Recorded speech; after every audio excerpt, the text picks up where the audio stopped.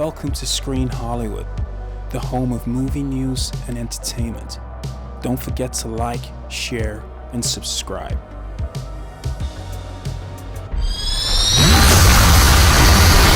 What's up, movie fans, and welcome back to Screen Hollywood. I'm your host, Adam. If you're new here, welcome to the Hollywood family. Hit the like, subscribe, notification, and hype button, and bookmark and subscribe to our international news site at screenhollywood.com. For every epic story, there is a ticking clock, a countdown to a final battle. But for Avengers Doomsday, the most important ticking clock isn't on screen. It's happening right now in the edit bay. For months, one of the biggest questions surrounding this monumental film has been its runtime. The early rumors pointed to a monster, 3 hours and 45 minutes, an epic for the ages. Well, today we have a major update. Our sources close to the production have confirmed that Marvel is locking in the runtime for Avengers Doomsday at 181 minutes. That's 3 hours and 1 minute, the exact same runtime as Avengers Endgame. And while many will see this as a reasonable, battle-tested runtime, I am here to tell you that this is a massive, catastrophic mistake. This is not a sign of confidence, it is a sign of fear. And it is a decision that could be the single biggest factor in the failure or success of this entire film. So today, we are going to break down why the shorter runtime is a huge gamble, the immense pressure it puts on the filmmakers, and the one specific audience they are desperately trying to please, and why this move could backfire spectacularly. Let me start with what is probably a controversial statement. I personally believe this film needs to be 3 hours and 45 minutes long. I know that's not the norm. I know it's a massive ask for a general audience, but this is not a normal film. Why is that longer runtime so important?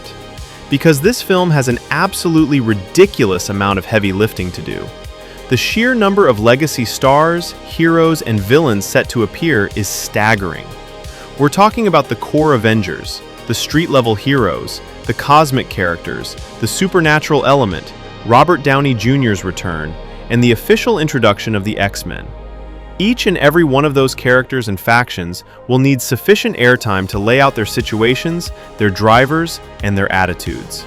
Without that time, without that room to breathe, this film will devolve into a glorified, weightless cameo bonanza. You will have beloved characters popping up for a cool trailer moment, only to vanish without any meaningful impact on the story.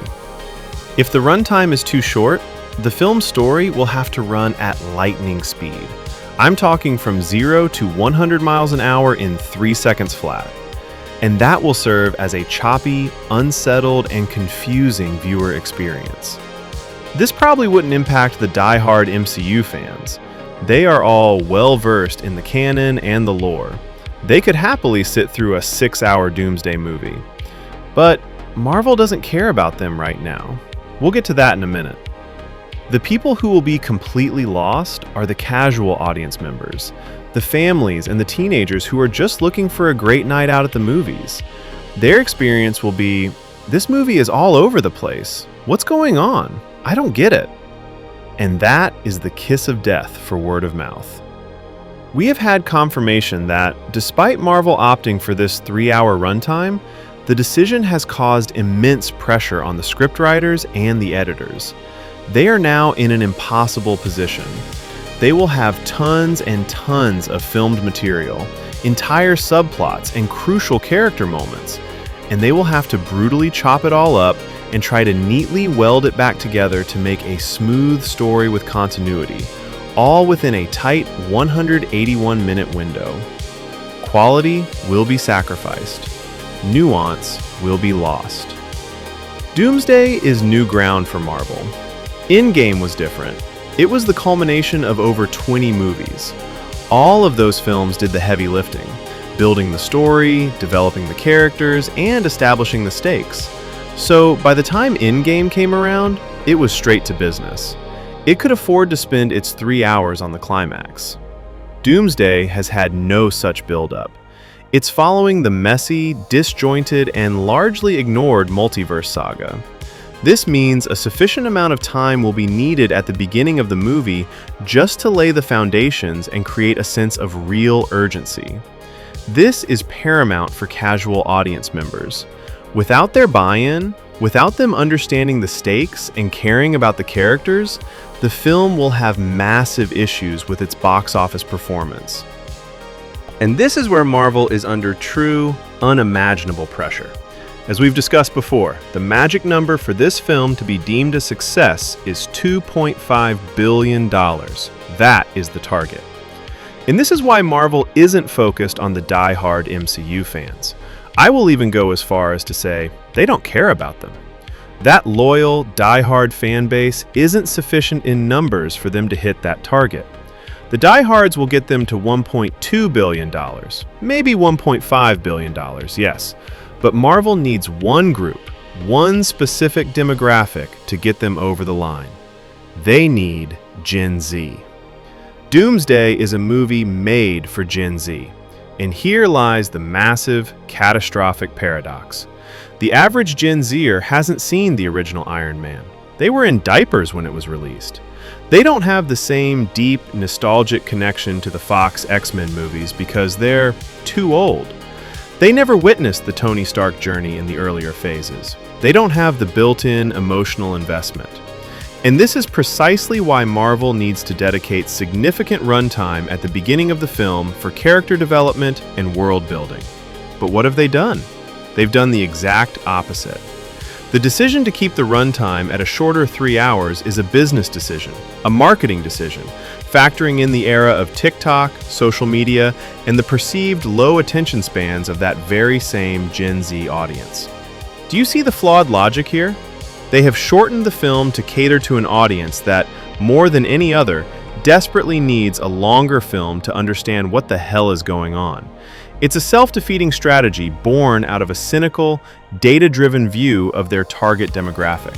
They are sacrificing narrative coherence on the altar of perceived attention spans. It's a massive, high-stakes gamble that could completely alienate the very audience they are so desperate to attract. This is the corner they have backed themselves into. They have a story that, by all accounts, requires a nearly 4-hour runtime to be told properly. But they are terrified that the audience they need to court won't sit still for that long. So, they are choosing to deliver a compromised, rushed, and potentially confusing version of that story, hoping that the spectacle and the non-stop action will be enough to distract from the narrative shortcomings. This is a huge mistake. A great story, well told, will hold any audience's attention, regardless of the runtime. But a confusing, rushed story will lose them in the first hour, no matter how many cool explosions you throw at them. But what do you think?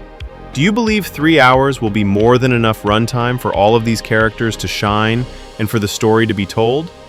Or do you agree with me that it should have been closer to 3 hours and 45 minutes? Let me know your full, detailed thoughts in the comments below. As always, if you enjoyed this brutally honest breakdown, make sure to hit that like button, subscribe to Screen Hollywood, and ring that notification bell so you don't miss our next deep dive. I'm Adam, and I'll see you at the movies.